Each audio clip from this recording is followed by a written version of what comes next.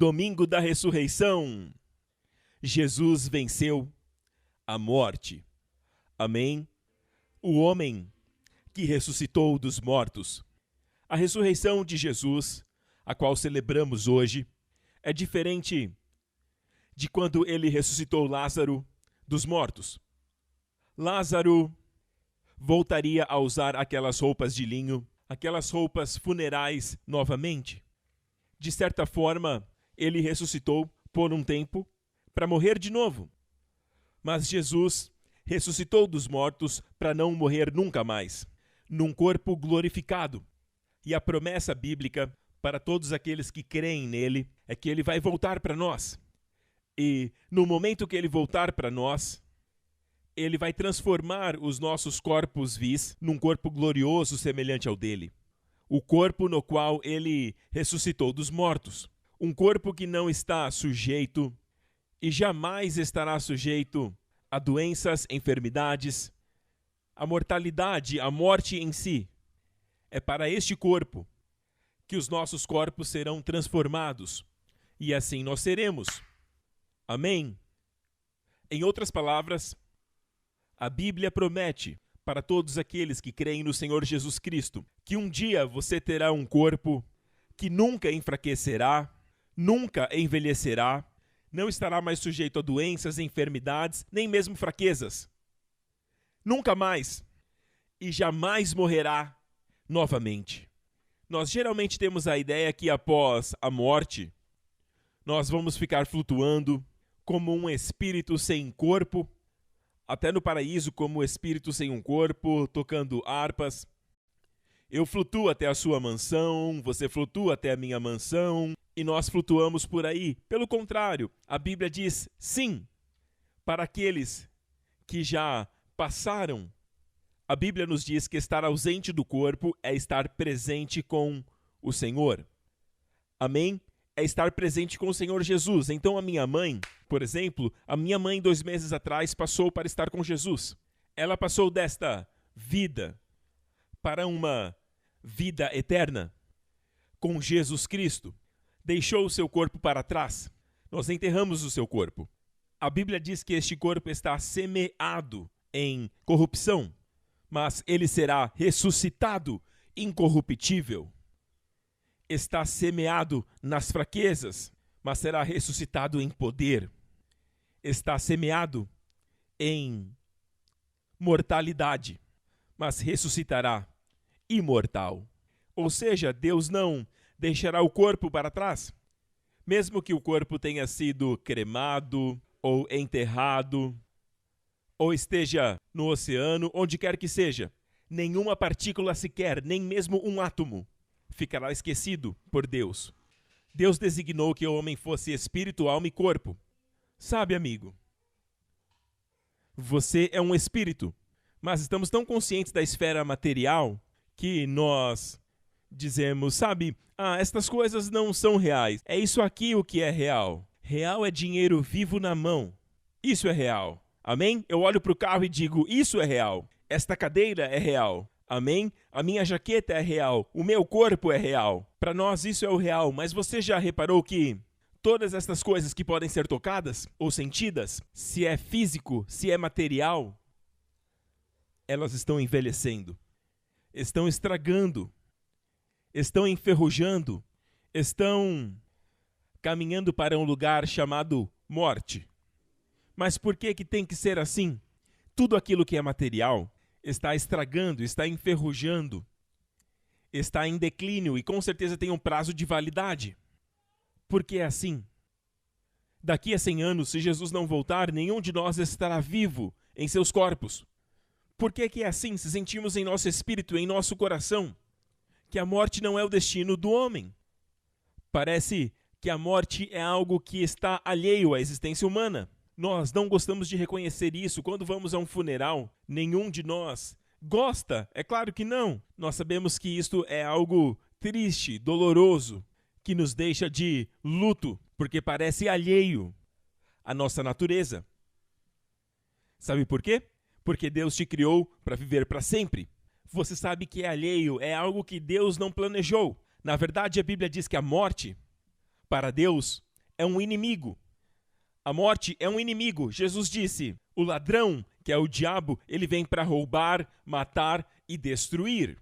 Mas eu vim para que tenham vida e a tenham em abundância. Deixa eu falar um pouco com você sobre como Deus te criou, ok? Ele te criou à sua imagem, à sua semelhança, a Bíblia diz. Nós, às vezes, sentimos compaixão, sentimos amor e nós somos seres que adoram criar coisas e nós dizemos, ei, Deus também é assim, quando lemos a Bíblia. Então, Deus é como nós. Na verdade, nós somos como Ele. Ele nos fez à sua imagem. É por isso que nós temos compaixão. É por isso que nós adoramos criar, dar um passo para trás e olhar, uau, isso é bom. Amém? Deus nos criou à sua imagem e semelhança. Então, de toda a criação, Deus não te fez a imagem de um chimpanzé ou de uma girafa. Diga graças a Deus. Amém? Deus não te fez a imagem de nenhum animal. Na verdade, Deus fez todas as coisas, incluindo os animais, nos primeiros dias da criação, e o homem foi feito por último. Por quê? Para que o homem pudesse desfrutar de tudo aquilo que o Senhor havia criado. O homem é a criação mais elevada de Deus. Nunca foi dito que o cavalo ou o cachorro foi feito à imagem de Deus, mas diz que Deus te fez a sua própria imagem. E é por isso que a Bíblia diz em Gênesis capítulo 1, que é o primeiro capítulo da Bíblia, que após Deus ter feito tudo no primeiro dia, e no segundo dia, e no terceiro dia, e Deus olhou tudo o que ele havia feito, e viu que era bom. Era bom. Amém? E no final do quarto dia, diz que Deus olhou aquilo que ele havia criado e viu que era bom.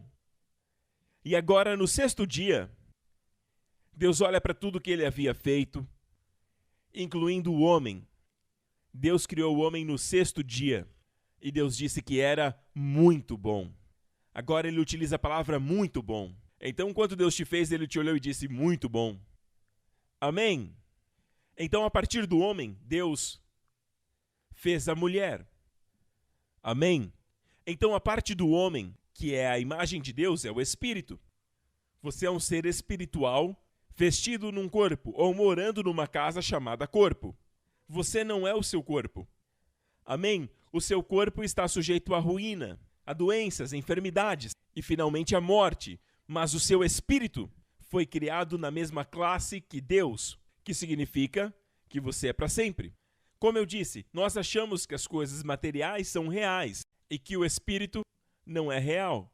Mas, na verdade, foi um ser espiritual, o próprio Deus que trouxe o mundo à existência. Foi quem fez o mundo físico, e podemos ver que o mundo material físico não é eterno, está sujeito à ruína. Mas Deus é para sempre, e tudo que é espírito é para sempre. É por isso que Satanás será lançado para o lago de fogo que queima para sempre. Tem que ter um lugar para alocar até mesmo os seres espirituais malignos, os anjos caídos, Satanás e seus demônios, que se rebelaram contra Deus. Mesmo os homens sendo a imagem de Deus, os anjos não foram criados à imagem de Deus. A palavra não diz isso, mas você foi feito à imagem de Deus e sua semelhança. Amém? É por isso que Deus disse muito bom quando ele criou você. Amém? A única vez que ele diz não é bom que o homem viva só. Somente uma pessoa aqui concordou. Então o homem tinha tudo o que desejava ali no jardim. Tudo foi feito para que o homem desfrutasse, exceto o fato de não ter uma companhia. Então Deus criou a mulher, depois de criar o homem. E quando Adão olhou para ela, ele disse, uau, cara, estava ali sua mulher. Então, o corpo dela, diferente do homem, não foi criado do pó da terra. O homem veio do pó da terra. Ok? A sua casa, não você. É por isso que, quando seu coração para, você deixa o seu corpo, e aí você sai do seu corpo, o seu verdadeiro eu está vivo, porque esta parte de você foi criada na categoria de Deus. Mas era necessário um lugar para o espírito. Agora, se for um espírito pecaminoso, é cortado da esfera de Deus, amém, do reino de Deus, e será enviado para o inferno eterno. Também é eterno. Mas o céu é o habitat daqueles que foram recriados, que nasceram de novo à imagem de Deus. Estes pertencem ao reino de Deus. É necessário ter um lugar para todos eles, porque eles não podem apenas desaparecer, porque são eternos. Entende? É substância espiritual que é mais real do que o material.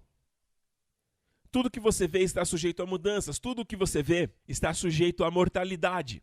Se for alguém, um ser que respira, alguém que parece tão vivo hoje, porém, a queda está ali. Tudo entra em declínio, todas as coisas. É uma espiral decadente. Nesta vida tudo cai, exceto o COE. Essa nunca cai, na verdade esse ano ficou mais forte. É por isso que começa com C. Sabe? Ela nunca morre. Sabe, essa é uma piada interna aqui de Singapura. Em Singapura, para você comprar um carro, você precisa ter um tipo de licença. Amém? Mas tudo enfraquece. O seu corpo enfraquece, mas o seu verdadeiro ser é sempre jovem. Amém? Você tinha que ter uma casa.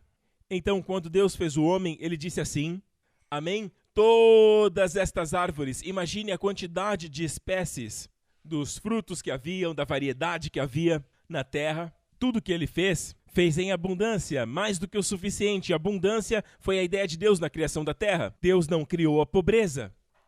A pobreza veio como consequência do pecado. Deus fez tudo com generosidade, abundância, com extravagância. Amém? E tudo para um homem e sua mulher desfrutarem. Então essa ideia que Deus não quer que você tenha mais do que o suficiente, ela não vem de Deus. Esta não era a sua ideia no propósito inicial. Deus criou tudo para que o homem desfrutasse. É por isso que ele fez o homem por último, para que desfrutasse tudo o que ele havia feito. Deus fez o homem para desfrutar de uma obra consumada. Amém? Então, ele tinha só que pegar a fruta e comer. Ok? Mas Deus entregou algo ao homem que não importa o quanto sejamos criativos hoje, nós achamos que estamos no topo, criamos agora o ChatGPT, criamos agora a inteligência artificial e nós pensamos que nós já chegamos lá. Isto é o que há de mais moderno no campo da inteligência, da tecnologia da informação, e estamos num novo mundo, mas eu quero te dizer isso. Mas o robô da inteligência artificial, ele é tão bom quanto a pessoa que o programou. Portanto, é muito limitado. Amém? O seu conhecimento pode te fornecer muitos dados, porém, a sabedoria não é um acúmulo de fatos. Sabedoria é saber como utilizar os fatos com resultado próspero, e a inteligência artificial não vai te dar isso. A inteligência artificial não tem moral, ela é tão moral quanto a pessoa que a programou. Então pense na pessoa que programou a inteligência. Então a inteligência artificial ela é tão boa quanto a pessoa que a programou. Ninguém pode criar da forma que Deus cria. Quando Deus criou você, ele deu um passo para trás e disse, muito bom. É por isso que Davi disse, de forma especial e admirável me fizeste. E disso a minha alma sabe muito bem. Então dê um sorriso para o seu irmão e diga, muito bom. Agora pense comigo. O que o homem tem que um robô não tem? O que é? O que o ChatGPT não tem? Diga. Livre-arbítrio. Livre-arbítrio. Isso foi algo entregue ao homem, e Deus entregou ao homem, de fato, o poder de escolha. Imagine que você diga assim, sabe de uma coisa? Meu filho nunca come porcaria, ele só come comidas saudáveis. Eu ensinei isso para ele. E aí eu vou na sua casa, e eu vejo que na sua casa não tem doces, não tem guloseimas, não tem nenhum tipo de refrigerantes, sabe? Nada além de pão integral, comida orgânica, biscoitos naturais. E aí você diz, meu filho nunca come em casa nenhuma comida ruim. Ele não tem escolha. De forma para que Deus permitisse ao homem, e isto faz parte da sua jurisprudência, ele precisa permitir que o homem exercite o seu livre-arbítrio, se o homem quer amá-lo e obedecê-lo por sua própria vontade ou deseja seguir seu próprio caminho sem Deus. Então, de todas as árvores que ele plantou, Deus teve que plantar uma árvore ali, e não foi o diabo que plantou, foi Deus que plantou ali, e Deus plantou aquela árvore para dar ao homem o poder de exercitar o seu livre-arbítrio, porque se tudo é bom, onde é que fica o poder de escolha? Você não pode escolher se rebelar. Você tem livre-arbítrio, mas todas as escolhas ao seu redor são boas. Entende o que eu digo? Então Deus criou uma árvore chamada árvore do conhecimento do bem e do mal. Em outras palavras, é chamada de internet. Pense nisso, na internet você encontra o conhecimento do bem e o conhecimento do mal. E o homem ainda é o mesmo. Amém? Ainda é o mesmo, ainda querem matar uns aos outros. Eles permanecem se odiando. O pecado ainda está bem presente no mundo hoje. As guerras permanecem acontecendo. Amém? E há vários tipos de pragas nos afligindo que o mundo nem imaginava ver. E na nossa época se tornou mundial.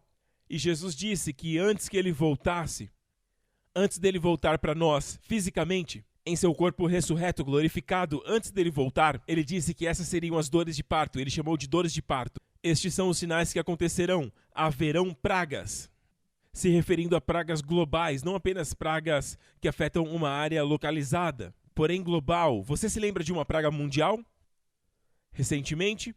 E ele diz grandes terremotos em muitos lugares.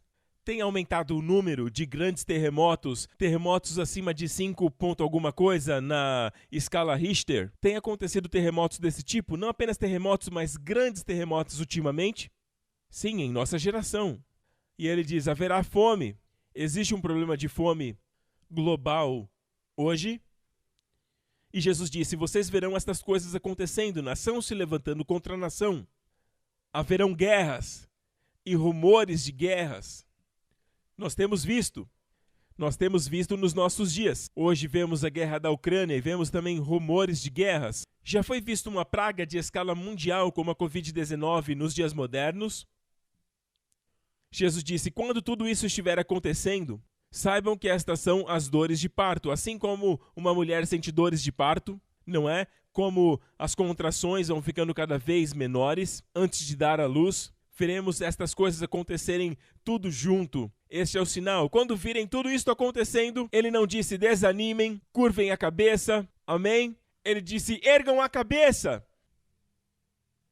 Não fiquem obcecados com isso. Não fiquem angustiados. Levantem a sua cabeça. Levante a cabeça acima deste mundo. Levante a sua cabeça porque a sua redenção se aproxima. E a redenção que se refere aqui é a sua redenção física. Porque aqueles que creem sabem que já nascemos de novo em nosso espírito. O nosso corpo é o mesmo, ou seja, se você é careca, depois de receber a Cristo, você ainda é careca. Ok? Se você tem uma orelha maior do que a outra, depois de ser salvo, você permanece com o mesmo problema, estou certo? Vocês não estão falando comigo, ok? Digam amém. Amém? Estão aqui? Amém? Então, se você é chinês antes de nascer de novo, depois você ainda é chinês. Então, ouçam, isso não muda. Aliás, isso não foi uma revelação. Foi apenas, sabe? Mas fisicamente, você não muda. Então, quando Jesus diz para aquele religioso que foi visitá-lo à noite porque tinha vergonha de ir até Jesus na frente dos seus pares e colegas durante o dia, então foi à noite e o seu nome era Nicodemos. Uma coisa interessante é que ele tinha fome espiritual. Então buscou Jesus e disse, sabemos que o Senhor vem da parte de Deus porque ninguém faz os milagres que faz se Deus não estiver com ele. E Jesus olha para ele e eu amo o jeito que Jesus responde porque ele não responde às perguntas, ele vai direto no coração. Ele vai ao centro do problema. Ele diz, Nicodemos, com todo o seu conhecimento erudito, você deve nascer de novo. E aí ele responde com a lógica. Nicodemos diz, mas como o homem vai entrar no ventre da sua mãe pela segunda vez e nascer de novo? E Jesus disse, assim como o vento, que ninguém sabe de onde vem e para onde vai, assim é o que é nascido do Espírito, ou seja, quem é nascido do Espírito é Espírito. Amém? Você nasceu na carne, fisicamente, amém? Uma vez. Porém, todo homem desde Adão carrega o pecado em seu sangue. E a Bíblia diz que o salário do pecado é a morte. Então, voltando para a história, lá no Jardim do Éden, Deus deu ao homem uma escolha. E qual é o problema da árvore do conhecimento do bem e do mal? Bem, se você come dela, você diz, eu não preciso de Deus, porque eu mesmo carrego moralidade, eu sei o que é bom e o que é mal. Eu sei julgar o que é bom e o que é mal, porque comeu da árvore do conhecimento do bem e do mal. Então o resultado de comer daquele fruto que Deus disse, não coma dele, porque o dia que comer, morrendo, morrerás. E eles comeram do fruto? Sim. Isso vai muito além do que apenas comer um fruto, meu amigo. Na verdade, isso é como dizer a Deus, eu não quero o seu poder soberano sobre a minha vida, eu não quero o seu amor e carinho, eu quero viver a minha vida. Quero tomar as minhas próprias decisões, baseado no que eu acho que é bom e que é ruim. Se para mim algo é bom, então é bom, porque sou eu que escolho, eu sou meu próprio Deus. Então o homem se tornou independente de Deus. E Deus não pode dizer, o ser humano é assim mesmo, vamos jogar debaixo do tapete. Sabe, Deus não pode fazer isso. Nem mesmo um juiz da nossa Suprema Corte, ele não pode dizer, é meu filho. Nossa, é meu filho que está aqui diante de mim. O que você fez, filho? Tudo bem, joga debaixo do tapete, eu te perdoo. Não, isto não é um justo juiz. E Deus é um Deus perfeito e justo. Deus é amor. Porém, a justiça, a Bíblia diz que justiça e retidão são o fundamento do seu trono. Todo o universo se sustenta porque Deus é fiel à sua palavra. Nós exageramos, Deus não. Amém? Então Deus disse a Abraão, antes dele pecar, morrendo, morrerás. Em hebraico, 2 palavras foram utilizadas, morrendo, morrerás. Você começa a morrer aonde? Espiritualmente. No espírito, onde você é a imagem de Deus, ali é cortado. E é por isso que o homem vive ou pelo corpo, buscando a luxúria da carne, buscando satisfação, num estilo de vida hedonista, na procura do prazer, da satisfação, das bebidas, buscando prazeres, todo esse tipo de coisa. Ou ele vive pela sua mente. Eu sou super inteligente, eu criei a inteligência artificial. Você fala comigo e eu falo com a inteligência artificial. Então, ou ele vive pelo corpo ou pela mente. Mas ele não vive mais no espírito. Quando você fala do espírito, ele não entende, porque o seu verdadeiro ser está morto. Então ele disse para Adão, o dia que comer do fruto, morrendo espiritualmente, você morrerá um dia fisicamente. Então Adão não morreu de imediato fisicamente, mas começou a morrer. Ele morreu no espírito, e aí morreu na sua alma, e finalmente no seu corpo, e por isso todos morrem. Não era o plano de Deus, nunca foi o plano, mas ele avisou ao homem que se tomasse essa decisão, que nós chamamos de pecado hoje. Amém?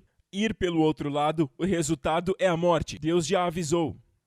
Amém? Mas a Bíblia diz que Deus amou o mundo de tal maneira, e aqui voltamos para a história do líder religioso, que Jesus disse, você deve nascer de novo. Mas na mesma noite, Jesus olhou para ele e disse, Nicodemos, porque Deus amou o mundo de tal forma, que entregou o seu Filho unigênito, falando de si mesmo, para que todo que nele crê não venha a perecer, mas tenha a vida eterna. E ele diz assim, muitas pessoas conhecem esse verso. Nós vemos este versículo especialmente em torneios de futebol. Sempre tem alguém com uma faixa escrito João 3,16. Se não conhece, é melhor conhecer agora.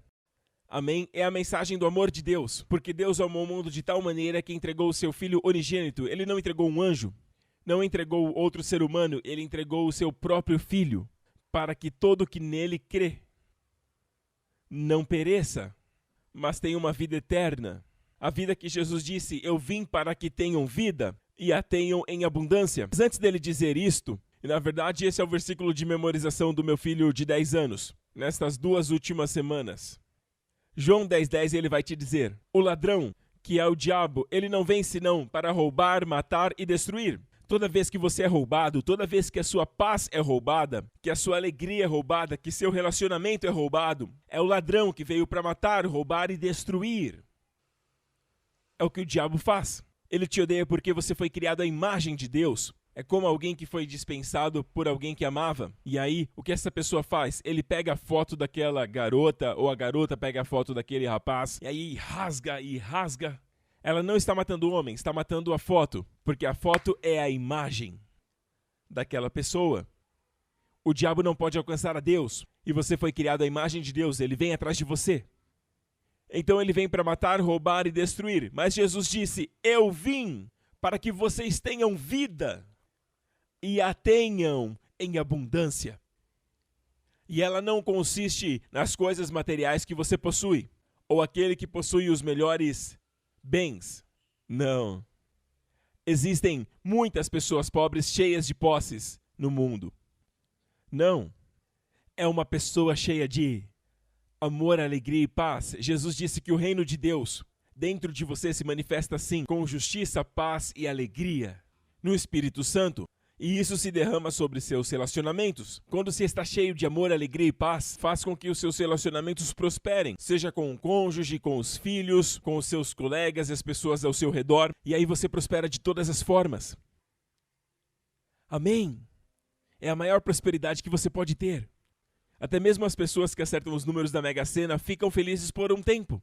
Eles ficam felizes, de repente chocados, depois surpresos, felizes de novo, e aí ficam assustados, e aí se tornam alvo daqueles parentes. De repente eles passam a ter parentes que nem mesmo imaginavam que tinham, não é verdade?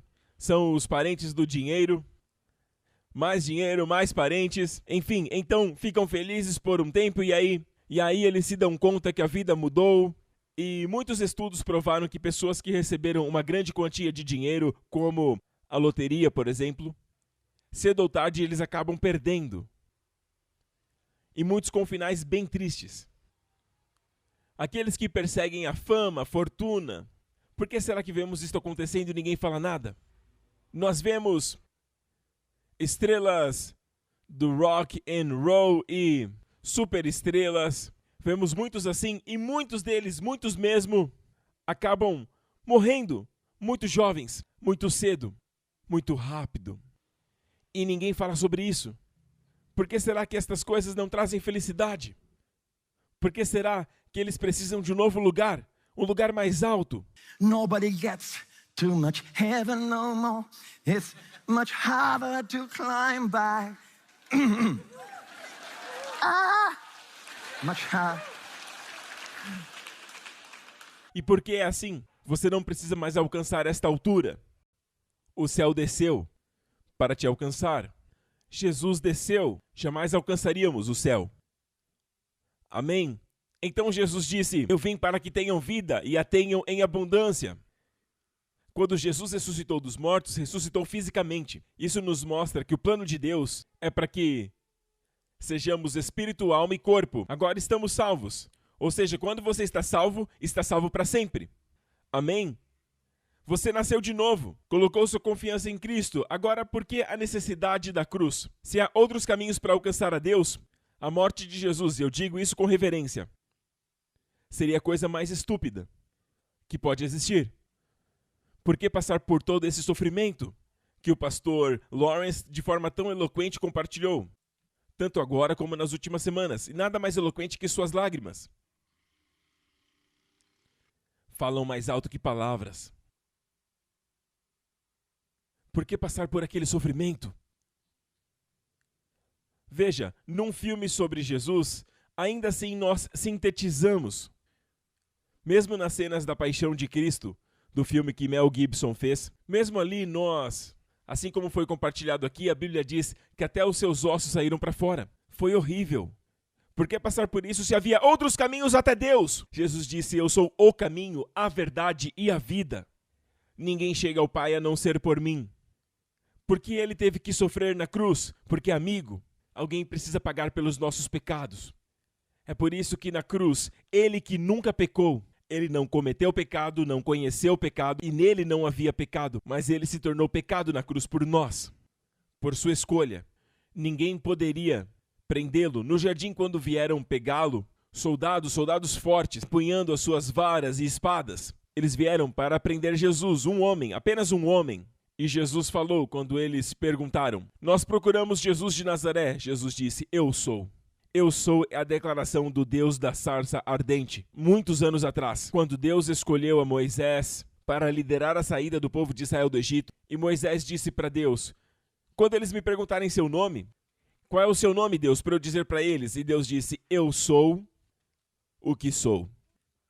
Quando Jesus veio e vieram prendê-lo, quando procuravam, Jesus deu um passo e disse, eu sou. Sabe o que aconteceu? Todos caíram.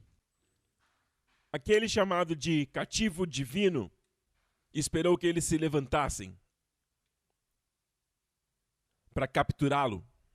quem é o verdadeiro cativo aqui e quem está de fato capturando, mas ele veio para entregar a sua vida. Jesus disse assim, veja, nós achamos que ele foi morto, assassinado. Não, não, não. Ele disse, ninguém pode tirar a minha vida.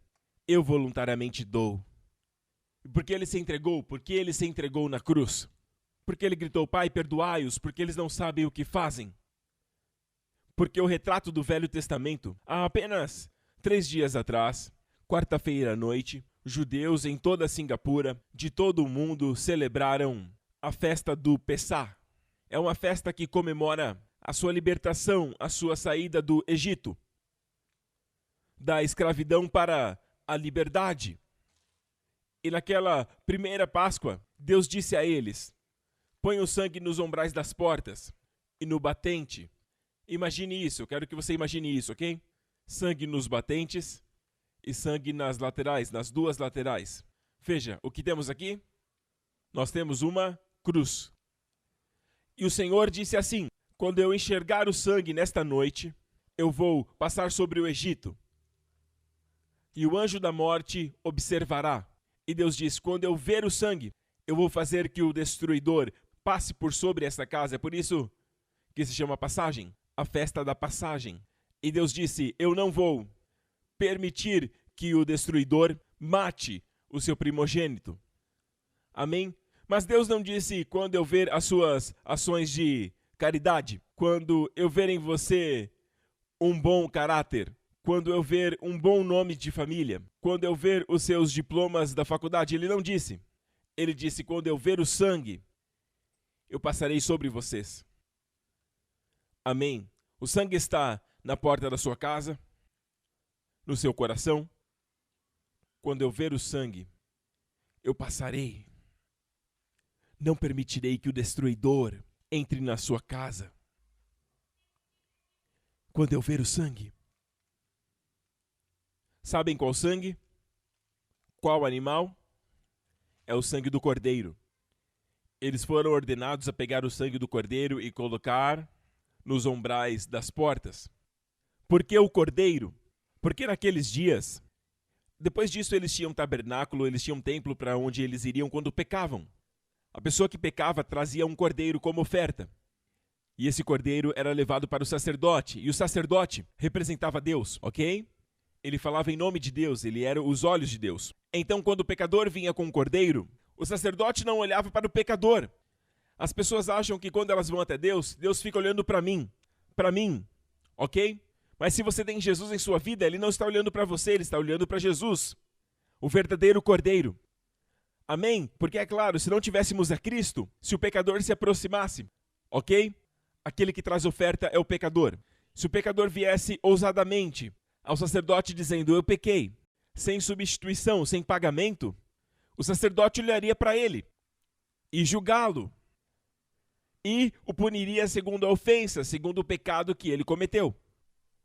Ele teria que arcar sozinho. Mas quando pecavam, o Senhor falou para eles que quando pecassem, trouxessem um cordeiro. Como oferta pelo pecado, tragam. E o sacerdote não olhava para o pecador, mas para o cordeiro. E ele procurava por manchas, procurava por doenças, defeitos, escorbutos. O cordeiro que seria oferecido deveria ser perfeito. Então o sacerdote não avaliava o homem. E tem crentes que ainda hoje pensam que o Senhor está olhando para eles, os examinando. Não, ele está olhando para o seu cordeiro. Não é o quão bom você é quão bom o cordeiro é. E quem é seu cordeiro? Se você não disser isso, arcará com as consequências. Amém? Então, ele traz o cordeiro. E então o sacerdote ordena que o pecador coloque a sua mão sobre a cabeça do cordeiro. Estou com vontade de ilustrar isso, mas enfim. Querem que eu faça? Onde vocês venha rápido? Venha bem rápido. Pastor Henry será o sacerdote, porque você tem uma coroa sacerdotal, uma coroa natural. Ok, você é o sacerdote. Quer ser o cordeiro? Preciso de um cordeiro fofo. Um cordeiro muito fofo. Isso. Aproveita que ele está usando jaqueta branca. Ok? Traga o cordeiro. Sacerdote, observe o cordeiro. Ele está examinando. Sem culpas. Veja que ele não olha para ele. Porque é óbvio. Se você pecou, Deus sabe por que você veio. Amém? Ele não olha para ele, porque é óbvio, ele pecou. Ele examina quão bom é o cordeiro. Amém? Joia? Tudo certo? Bom? Bom? Bom, ok. Então ele ordena, vem aqui para frente, para impor as mãos no cordeiro. Ok? Na cabeça. É na cabeça, ok? Ele impõe as suas mãos sobre o cordeiro. O que isso retratava naqueles dias? Estas são representações visuais de Jesus. Deus estava treinando os filhos de Israel, passando por estes ensaios para apontar para o verdadeiro Cordeiro de Deus que viria. E quando João Batista viu Jesus nas margens do rio Jordão, ele diz, eis aí o Cordeiro de Deus, o artigo definido, o verdadeiro Cordeiro, que tira o pecado do mundo. Então, quando ele impõe as mãos sobre o Cordeiro, duas coisas acontecem. Veja, aqui temos uma ilustração. É isso que acontece. Nós temos aqui uma ilustração. Podem relaxar, ok? Podem relaxar. Foram redimidos. Olhem aqui. Muito bem. Então o pecador coloca suas mãos sobre a cabeça do cordeiro. Então o que acontece? Ele transfere os seus pecados para o cordeiro. Vão para ele. Esse impor as mãos é um sinal de identificação. Os seus pecados vão para o cordeiro e a bondade do cordeiro, a inocência, o cordeiro perfeito, sem culpa, sem defeitos. A justiça e a retidão dele vão para o pecador que está ofertando. Percebam que duas coisas acontecem. Veja, os pecados dele vão para o cordeiro e a justiça do cordeiro, a retidão, vão para o pecador. Agora, entregue a faca. Então se pega uma faca e mata o cordeiro. Veja que é o pecador que mata o cordeiro, não o sacerdote. É um retrato de que os seus pecados colocaram Jesus na cruz. Todos nós estamos lá, foram nossos pecados que colocaram Jesus na cruz. Quando ele diz, perdoai, Pai, perdoai-os, você e eu estamos ali. Amém? Então ele mata. Pode abaixar. Amém? Então o cordeiro é queimado no altar da oferta de holocausto. E quando essa fumaça sobe como um aroma, uma fragrância suave, porque traz à memória de Deus a perfeição e a beleza do seu filho na cruz. E ainda assim, ao mesmo tempo, Deus teve que virar de costas, porque seu filho carregava todos os pecados. Seus olhos puros não observavam a maldade. Ele virou as costas para o seu filho. Quando Jesus morreu na cruz, não havia nenhum raio de luz do céu sobre ele, e nem mesmo uma gota de água da terra para dar para ele. Ele assumiu o lugar do pecador, do condenado, daquele que é maldito, porque ele assumiu o seu e o meu lugar. Então Jesus, o cordeiro, morre e é queimado. E o que acontece com o pecador? Eu e você. Ele vai embora com a justificação do cordeiro. E a luz de Deus brilha sobre ele. Agora o favor de Deus está sobre ele. Tudo que o cordeiro merece recai sobre ele. Tudo que Jesus merece vem sobre ele. Ele se tornou abençoado como ninguém, como se fosse a melhor pessoa que já viveu. Quando na verdade é tudo graça. Amém? Muito obrigado, dê um grande aplauso a eles.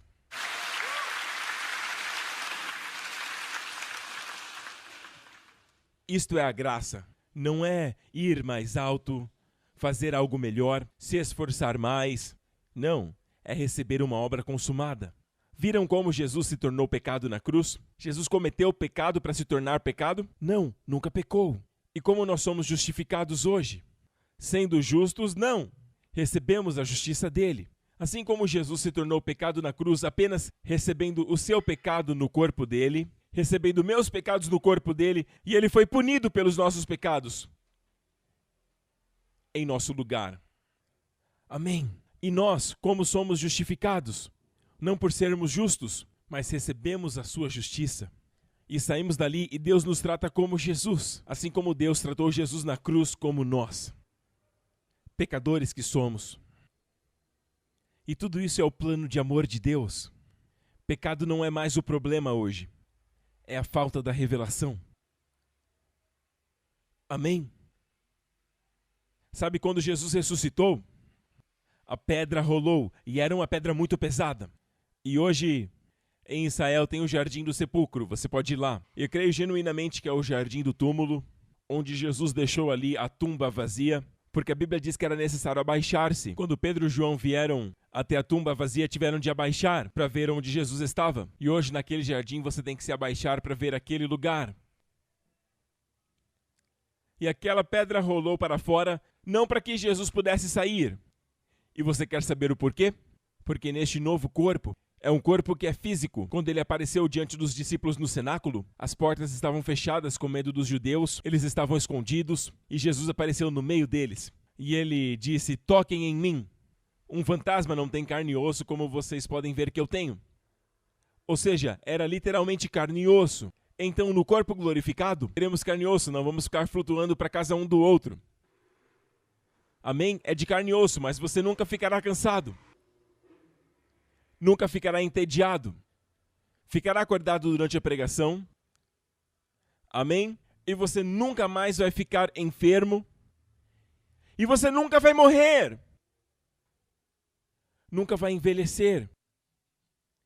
De fato, a Bíblia diz que o anjo, de quando aquelas mulheres chegaram, quando chegaram no cenáculo e viram os anjos, eles eram jovens. Ela viu um jovem sentado na pedra, como se fosse um desafio contra aquela pedra que queria manter Jesus lá. E os romanos ainda colocaram mais soldados para garantir que ninguém rolaria a pedra. E o anjo chegou lá, rolou a pedra e ainda sentou nela. Amém? Não para tirar Jesus dali, mas para ajudar os outros que iam até a tumba para olhar lá dentro. O que aconteceu? Porque o corpo ressurreto de Jesus transcende este corpo. Sabe, o nosso corpo não é... A Bíblia fala sobre isso em 1 Coríntios 15, dizendo que há corpos celestiais, que há corpos terrestres e corpos feitos para peixes. Se você não é o Aquaman, não tem um corpo de peixe. Ou Spider-Man, aí você teria um corpo de aranha, sabe? Não. Veja, amigo, o corpo dos animais é uma coisa, dos insetos é outra coisa, outro nível. Mas quando Deus fez o seu corpo, Ele fez o seu corpo a última criação. Mas tem uma criação mais elevada, que é o corpo ressurreto de Jesus. E a Bíblia diz que um dia nosso corpo será transformado como o dele. E este corpo, ele não vem e vai. Jesus agora em sua forma ressurreta, ele não vai e vem. Ele aparece e desaparece.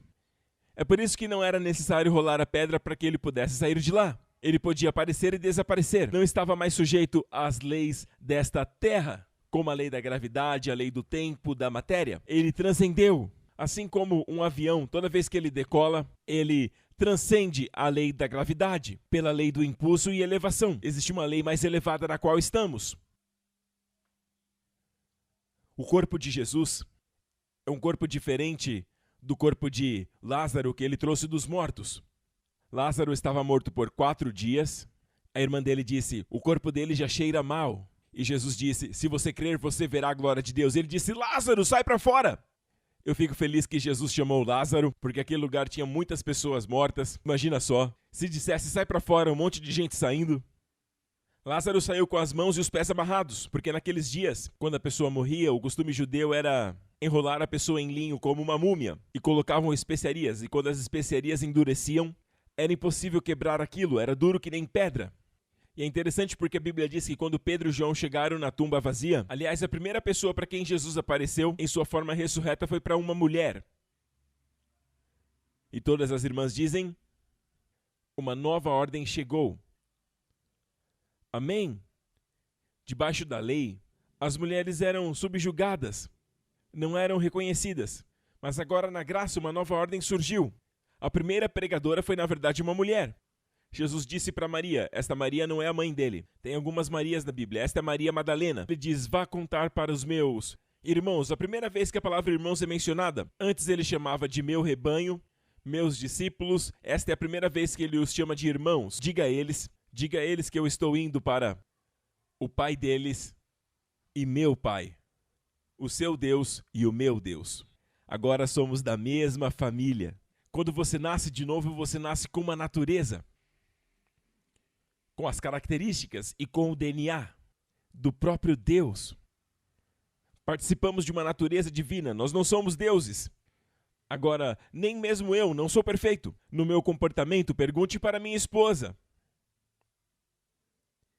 E aqueles que parecem perfeitos entre 3 e 4 da tarde, ali durante o período de trabalho, parecem bem. Mas pergunte para a esposa como eles são logo pela manhã. Amém?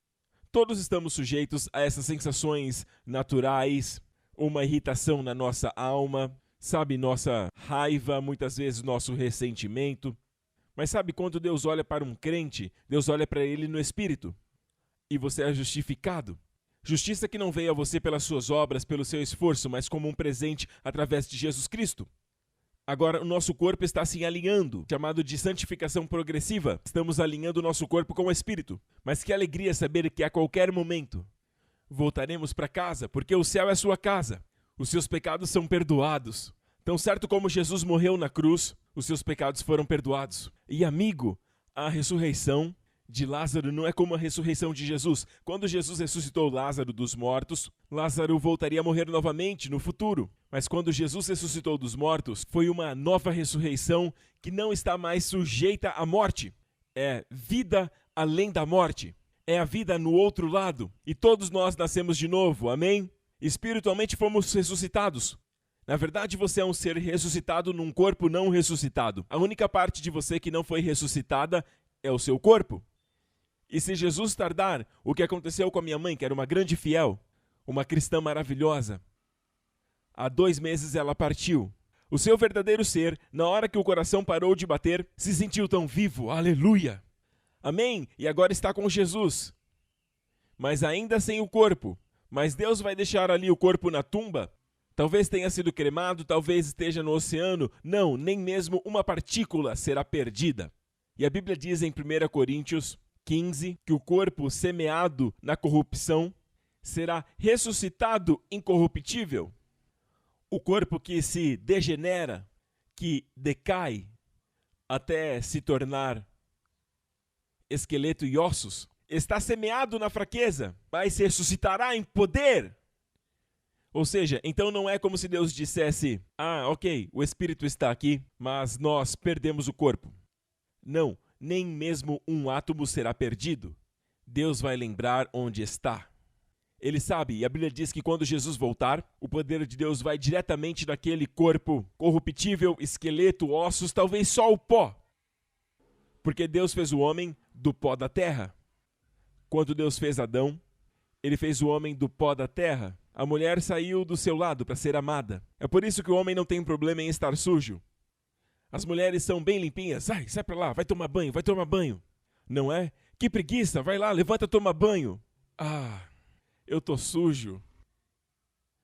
Estou todo sujo. Esse é meu habitat natural por alguma razão. Eu amo o barro. As mulheres são diferentes, elas são como uma espécie mais elevada. Quando falamos de limpeza. Amém, pastor Príncipe, prega! Amém. Então, foi Deus que designou desta forma, ok? E o homem veio do pó da terra, e quando o homem morre, sendo ele enterrado ou cremado, a forma final é o quê? Pó. Pó. Mas por quê? Porque Deus fez o homem da terra. Porém, o verdadeiro ser não é da terra. Deus soprou no homem. Deus fez o homem como um manequim, feito do pó da terra.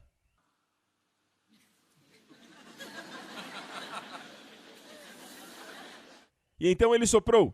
Oi, e aí? Bom dia, Deus! Deus soprou, entenderam?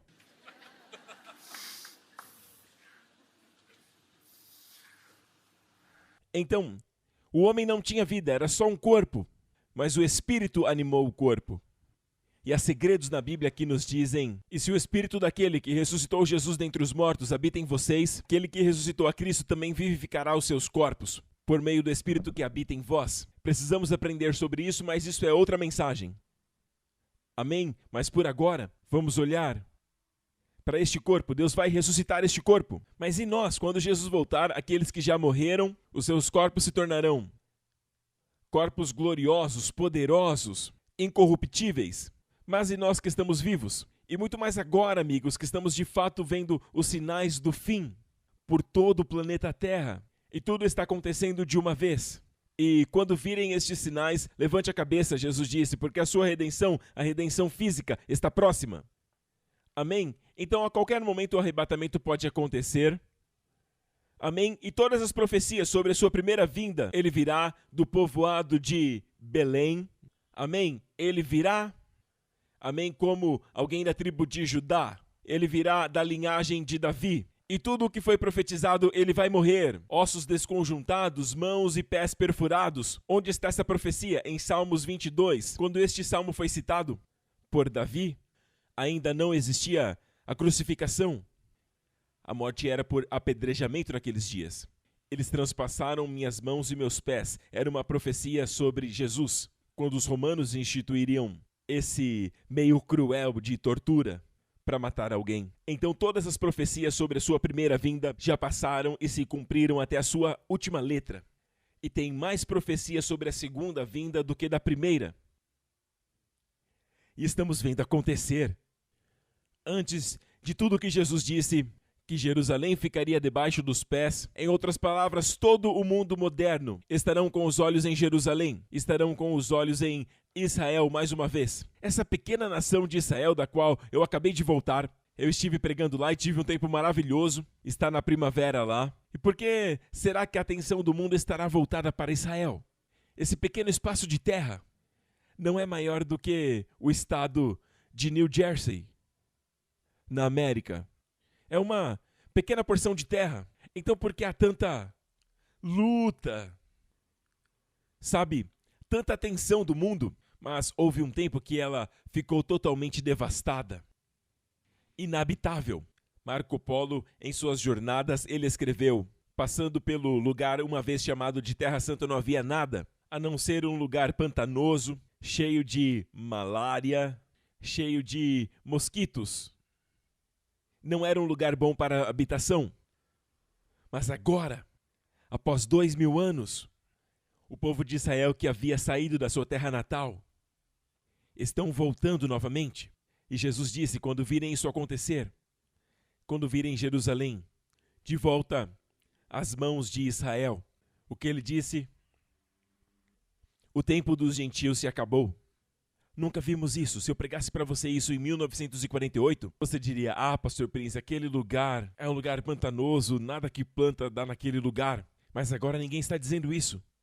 E novamente a atenção está no Oriente Médio, em Israel. Por quê? O Salvador foi enviado, o Filho de Deus foi enviado para Israel. Ele morreu pelos pecados do mundo em Israel. Ele ressuscitou em Israel. E ele está voltando para todos nós. E ele reinará aonde? Em Israel. Amen. Existem mais profecias sobre a segunda vinda, mas eu quero encerrar por aqui. Eu disse isso para que você pudesse... Ele vai finalizar. A ressurreição não é o produto da imaginação de alguém, ok? Também não são alucinações. Ah, tem muita gente alucinando. Não, amigo. Ele não apareceu apenas para os seus discípulos. A Bíblia diz que ele apareceu para mais de 500 irmãos de uma vez só, mais de 500 pessoas. E eu acredito que foi na Galileia. Pessoalmente, acredito que tenha sido no Monte Arbel, onde Jesus entregou a grande comissão. Então ele apareceu para mais de 500 pessoas de uma vez. São muitas pessoas para estarem todos alucinando. Alguns deles estavam vivos. Quando Paulo escreveu isso, alguns deles ainda estavam vivos e alguns já estavam dormindo. Foi algo tão perfeito que também exclui fraudes, como os fariseus, quando descobriram que a tumba estava vazia e as alegações dos discípulos que tinham visto Jesus ressurreto dos mortos. E aparecendo para eles, eles deram dinheiro para os soldados para dizerem que os discípulos vieram e roubaram o corpo dele. Então, primeiramente, tinham que rolar a pedra e tinham guardas na frente, guardas romanos. O que aconteceu com eles? A história verdadeira é que os anjos apareceram e eles caíram no chão, estatelados. E o corpo deles tremia, a Bíblia diz. Imagine, também exclui fraude porque ninguém que quer roubar um corpo vai deixar os panos arrumadinhos ali. Porque a Bíblia diz que quando Pedro e João olharam na tumba, eles viram, conforme eu falei agora há pouco, como uma múmia, como um casulo, ainda duro, exceto por dentro que estava vazio. E o lugar onde a cabeça estava dobrado gentilmente. Agora, isso mostra nenhuma pressa e muito cuidado. A pessoa que ressuscitou dos mortos teve tempo para dobrar as roupas. Gente, Jesus, a primeira coisa que fez foi dobrar as roupas. Amém? Então isto exclui, isto elimina fraudes. E se o corpo foi roubado, ouça, se o corpo foi roubado, o que eles tinham que fazer, o que os romanos tinham que fazer na pequena cidade de Jerusalém era apenas procurar o corpo. É muito difícil esconder um corpo moribundo. Era só achar um corpo. E que alto preço foi o testemunho dos discípulos. Quase todos eles, exceto João, foram mártires, torturados pela sua fé. Sabe de uma coisa? Se fosse uma fraude e eles sabiam, fosse uma história inventada, muitas pessoas, sob a dor da tortura, confessariam uma fraude. Mas eles entregaram a vida por aquele que ressuscitou dos mortos, que os redimiu e os amou. Amém. Porque Deus ressuscitou Jesus? O preço foi pago. Amém? Ali na cruz. O preço foi pago ali na cruz. Quando Jesus gritou, está consumado! A Bíblia diz que o véu do templo se rompeu em dois. Deus saiu para fora e ele disse, olá, bem-vindo ao lar. Amém. A barreira do pecado entre Deus e os homens foi removida. O preço foi pago. É por isso que ele gritou, está consumado. Porque Deus ressuscitou Jesus dos mortos? E eu vou encerrar neste versículo. Aliás, eu preciso te mostrar isso. Eu disse agora há pouco, as pessoas enterradas como minha mãe serão ressuscitadas incorruptíveis. E nós? Esse capítulo vai nos dizer, quando Jesus voltar, muitos de nós, se ele voltar esta noite, amém? Minha mãe receberá um novo corpo. Amém? Mas e nós que estamos vivos? A Bíblia diz assim, eis que vos digo um mistério, nem todos nós dormiremos, ou seja, morreremos, mas todos seremos transformados. Quando ele fala todos, ele se refere a todos os crentes. Tem cristãos que ensinam a teoria do arrebatamento parcial. Alguns serão arrebatados e outros não serão. Mas quem será arrebatado? Eu acho que eu serei arrebatado. Por quê? Porque estou pronto. Mas o quão pronto é pronto? Não, é apenas pela graça que você é salvo pela fé no seu espírito. Assim também com o corpo, pela graça através da fé. Todos serão transformados. Todos significa todos. Todos não é parcial. Todos seremos transformados. Com qual velocidade? Num segundo atômico. No grego aqui diz num segundo atômico. Num piscar de olhos. Você me vê piscar e você já não vê mais. Nesta velocidade, nosso corpo será transformado. Num corpo ressurreto. Amém? Num momento, ao som da última trombeta, a trombeta soará e os mortos ressuscitarão. A minha mãe está aí. Ressuscitarão incorruptíveis, e nós, os vivos, seremos transformados. E por quanto tempo estaremos nesse corpo que nunca morrerá, que nunca envelhecerá, nunca ficará doente, nunca ficará cansado? Para sempre. Garanta o seu destino eterno. Ele está voltando para nós. Ele voltará em breve. Amém? E vou finalizar em Romanos. Prontos? Prontos? Vamos lá. Quanto mais palmas, mais rápido eu termino. Que terrível. Pai, perdoai-os. Mas eles sabem o que estão fazendo. Muito bem, vamos lá. Por que Cristo foi pendurado naquela cruz? Ele foi entregue pelos nossos pecados, pelas nossas ofensas, nossas transgressões.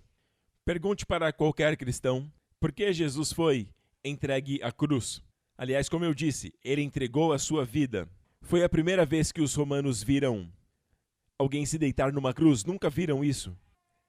Como eu disse, ninguém tomou a sua vida. Uma palavra e eles cairiam. Ele entregou sua vida porque o preço pelo pecado precisava ser pago. Ele era aquele cordeiro. Eis o cordeiro de Deus que tira o pecado do mundo. Então, ali na cruz, ele foi entregue por quê? Pelas nossas ofensas. O que muitas pessoas não se atentam é a segunda parte do versículo. E por que ele ressuscitou dos mortos fisicamente? Por causa da nossa justificação. Agora, esse por causa pode ficar um pouco vago, pode significar mais de uma coisa, dependendo do contexto. Mas no grego, a versão da Young's traz isso à tona. E foi ressuscitado para que fôssemos declarados justos. Em outras palavras, o mesmo corpo que levou os nossos pecados e recebeu o tratamento como se fosse o pior dos pecadores. Então, para que ele pudesse ressuscitar dos mortos e voltasse para Deus, os nossos pecados tinham que ser todos removidos.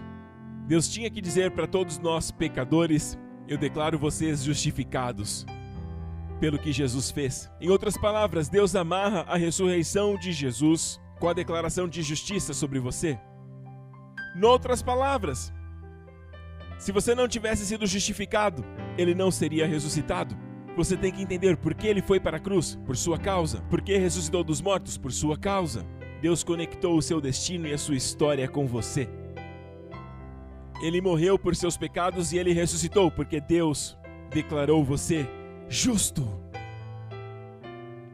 E agora que é justo como o homem que vai embora, com o favor de Deus sobre ele, um favor que ele não merece, bênçãos que ele não é digno, e todas as coisas boas que ele experimentar, ele sabe que ele não merece. Por isso que seu amor é cheio de paz, amor e alegria, e ações de graças, porque você sabe que você é abençoado por causa de outro.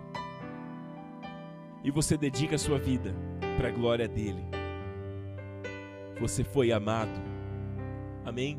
Se este é você, a Bíblia diz que é por isso que o cristianismo não é sobre se esforçar mais, sobre orar mais ou fazer mais, não, mas é sobre receber um presente. A justiça agora é um presente. Receba a justificação, assim como Jesus foi tratado como o pior dos pecadores sem ter pecado. Deus vai tratar você como o homem mais justo da terra, com todas as bênçãos dos justos. Quando você ora, Deus ouve a sua oração e Ele opera milagres na sua vida e bênçãos sobre você e sobre sua família. Eu vim para que tenham vida e a tenham em abundância. Curvem as suas cabeças, fechem os seus olhos, de onde quer que esteja assistindo. Amigo, a Bíblia diz para você receber este presente é pela fé. Confesse com sua boca e creia no seu coração. A Bíblia diz: confesse, Jesus Cristo é o Senhor. E creia no seu coração que Deus o ressuscitou dos mortos. E você será salvo. Se este é você, faça essa oração comigo de coração. Diga: Pai Celestial, eu te agradeço pelo maior presente de amor, meu Senhor Jesus Cristo. Ele morreu me substituindo naquela cruz, carregando os meus pecados, o meu julgamento e a minha condenação. E quando tudo acabou, Ele pagou pelos meus pecados até a última gota e gritou: está consumado. E ao terceiro dia, o Senhor o ressuscitou dos mortos. Ele está vivo hoje. E um dia, eu também receberei um novo corpo. Obrigado, Pai. Jesus Cristo é o meu Senhor e o meu Salvador. Em nome de Jesus. E toda a igreja diz: amém. Glória a Deus. Parabéns. Você é agora um filho do Deus Altíssimo. O espírito de afiliação te alcançou. O mesmo Espírito que habitava em Jesus habita em você, o Espírito Santo, amém? Você é agora a criação mais elevada, maior que Adão. Adão caiu, mas Jesus Cristo ressuscitou dos mortos, amém? E Ele está voltando para nós, igreja. Ele está voltando e tem muito mais que o Senhor quer que você saiba e que receba dele. Então permaneça vindo à igreja, amém? Fique de pé, igreja. Aleluia! E é por isso que eu estou tão feliz. Porque isso não é uma pregação motivacional. Siga esses 7 passos e isso vai acontecer. Se não acontecer, tudo bem. É porque você não fez os 7 passos. Amigo, eu não sou um palestrante motivacional. Eu sou um pregador do Evangelho das Boas Novas, do Deus Altíssimo, que me enviou para te dizer que Ele não guarda os seus pecados contra você. Amém? Ele quer que você volte para casa e receba o poder dele. Amém? Para receber o seu amor, para receber suas bênçãos. Glória a Deus. Amém? E tem muito mais que eu quero proclamar a você nos dias que virão. Então levante as suas mãos aqui neste lugar. Nós Estamos entrando num mundo que é cada vez mais perigoso, mas o Senhor sabia que aconteceria. Ele não quer que tenhamos medo ou fiquemos desanimados, mas que saibamos que Ele é o bom pastor e nada te faltará. Mesmo que atravesse um vale de problemas, o vale da própria sombra da morte, não temerá mal algum. Sabe por quê? Porque Ele estará lá contigo, estará com você. Amém? Certamente que a bondade e a misericórdia te seguirão. Então que nesta semana, eu oro em nome de Jesus, que as bênçãos de Abraão, as bênçãos de Deuteronômio 28, as bênçãos que são únicas, que você saberá que foi o Senhor que operou na sua vida, virão sobre você e sobre os seus entes queridos nesta semana, em nome do Senhor Jesus. Que o próprio Deus te guarde, te proteja das doenças e enfermidades, de todo perigo, de toda ameaça e de todo o poder do maligno. Que o Senhor faça o seu rosto sorrir sobre você por causa de Jesus. Ele sorri sobre você e traz a você a sua paz, shalom, saúde e bem-estar para você e para sua família. Em nome do Senhor Jesus, e toda a igreja diz: amém. Vejo vocês na semana que vem.